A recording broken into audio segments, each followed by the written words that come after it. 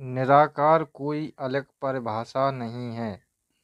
कुछ लोग निराकार का अर्थ यह समझते हैं कि ईश्वर नहीं है, वह किसी भी आकार में नहीं है, ना वह किसी भी साकार रूप में है, ना वह किसी तत्व रूप में है।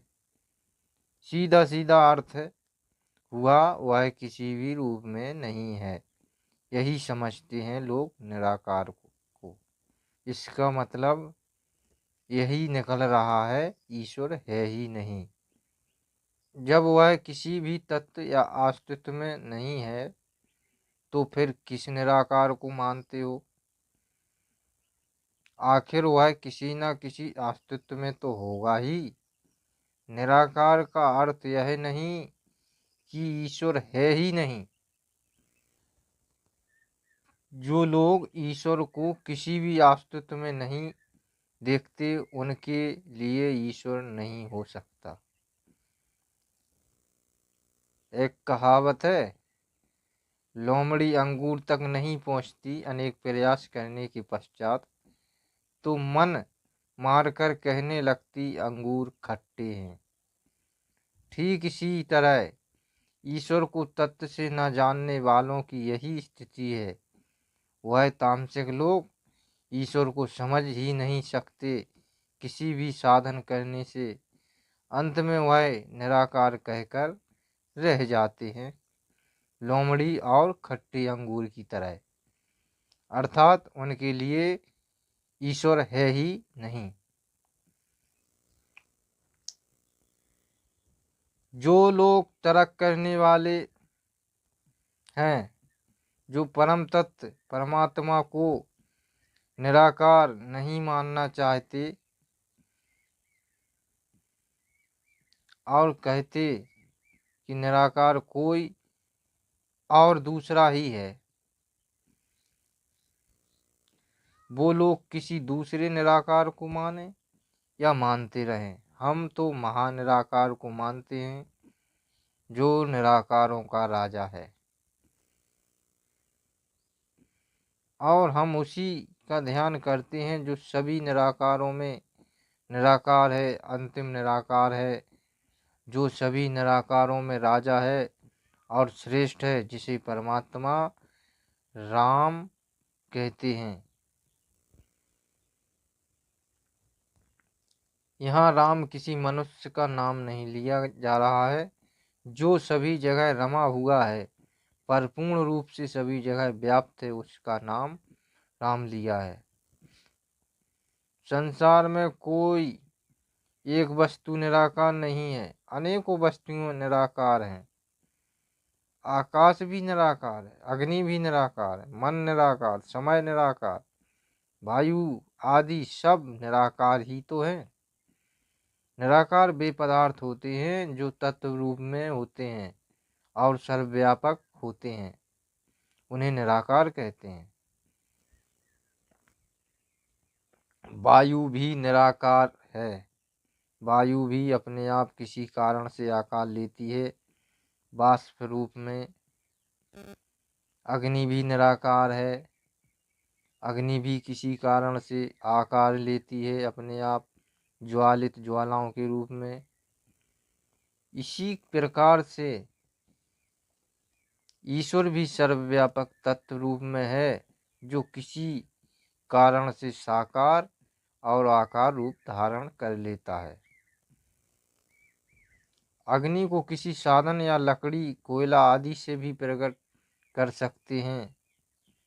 ठीक इसी प्रकार परम तत्व परमात्मा को भी प्रेम भाव भक्ति रूपी साधन से प्रकट कर सकते हैं, अर्थात आकार रूप में प्रकट कर सकते हैं।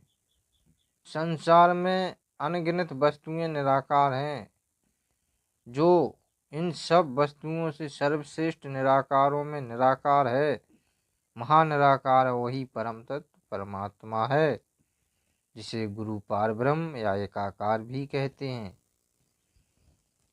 इसी महानिराकार को तत्व पुरुष कहते हैं। जो तत्व के रूप में सभी जगह व्याप्त है, उसे ही तत्व पुरुष कहा जाता है। महानिराकार ईश्वर आकाश और प्रकृति से कई गुना अधिक बड़ा है।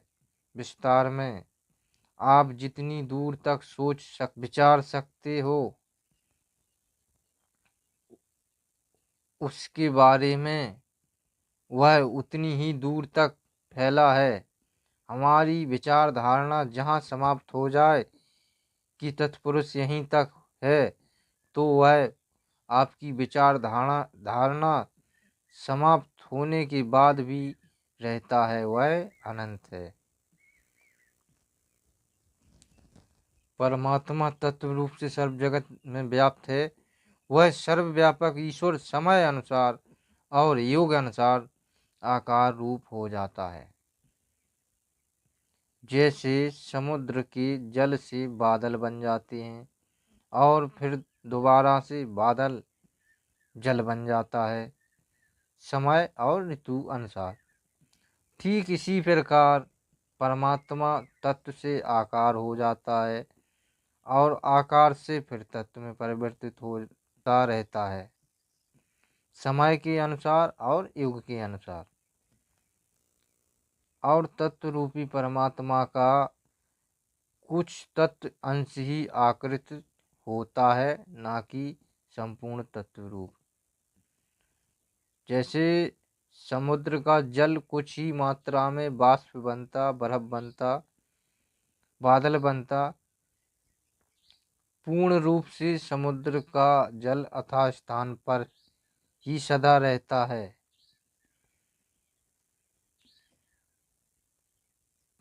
ठीक इसी तरह ईश्वर कुछ तत्व अंशों से आकृत होता है, पूर्ण रूप से तो वह सदा स्थिर है और सर्वव्यापक रहता है। विशेष बात यह है कि परमात्मा तत्व रूप से तो सदा स्थित है, सब स्थान पर है, सम अवस्था में स्थित है, अर्थात समान रूप से रहता है सब जगहों पर। उसकी मात्रा बराबर रूप में है, ना कहीं कम है ना कहीं ज़्यादा है। वह एक समान मात्रा में स्थित है, सदा रहता है। वह ऐसा परम तत्व जिसे ईश्वर कहते हैं।